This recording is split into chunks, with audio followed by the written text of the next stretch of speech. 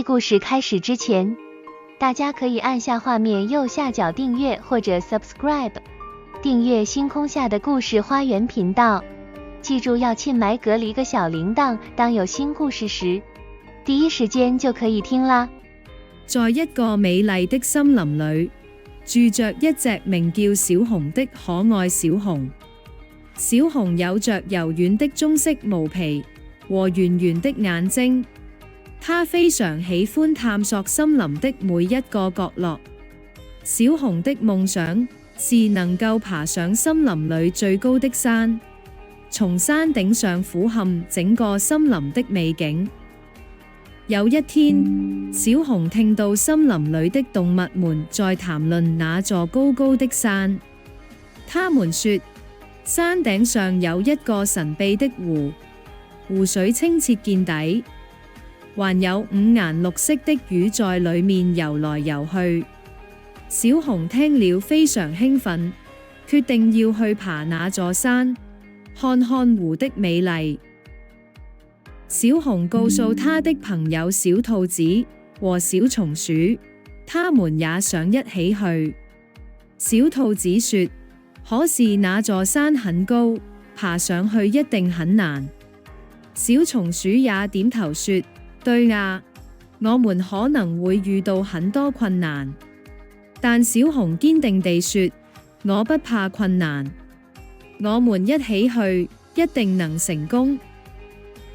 於是，小熊、小兔子和小松鼠開始了他們的冒險旅程。他們一路上充滿了期待，唱着歌，聊着天。可是，當他們走到山腳下時，卻發現山路非常陡峭，還有很多石頭和樹根，讓他們很難行走。小兔子有些害怕了。他說，我覺得我們應該回去，這樣太危險了。小松鼠也有些猶豫，他說，我們可能會摔倒。但小熊鼓勵他們，別擔心，我們可以一起幫助彼此，克服這些困難。於是，小熊帶頭開始攀爬，他小心翼翼地踩着石頭，並且不斷回頭鼓勵小兔子和小松鼠。小兔子看到小熊那麼勇敢，心裏也充滿了勇氣。於是他跟着小熊的腳步，努力向上爬。在攀爬的過程中，他們遇到了很多挑戰。小松鼠不小心滑了一跤，摔倒在地上。他感到非常沮喪，說，我再也爬不上去了。小熊立刻跑過去，拉起小松鼠，說，沒關係，我們一起來，你可以的。小兔子也在旁邊鼓勵，對，我們一起加油。在小熊的鼓勵下，小松鼠重新振作起來，繼續向上攀爬。漸漸地，他們克服了一個又一個的困難，終於來到了山頂。當他們到達山頂時，眼前的景象讓他們驚呆了。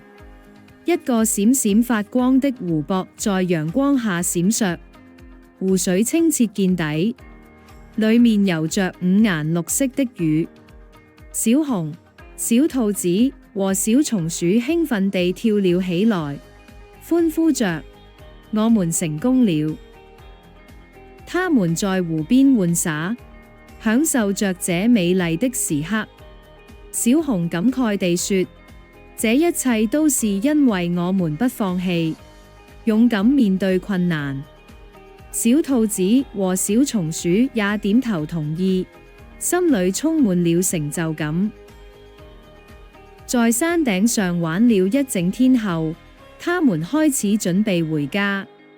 雖然下山的路也有些陡峭，但這次他們不再害怕，因為他們知道，只要團結一致，就能克服任何困難。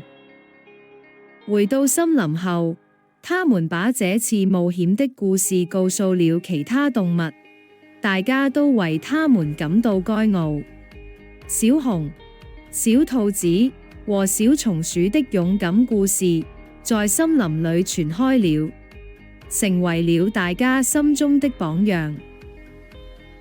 小熊明白了，克服困難不僅需要勇氣，還需要朋友之間的支持和鼓勵。從此以後，小熊和他的朋友們更加珍惜彼此的友誼，並且勇敢地面對生活中的每一個挑戰。這個故事告訴我們，只要不放棄，勇敢面對困難，就一定能夠實現自己的夢想，並且在過程中收穫珍貴的友誼。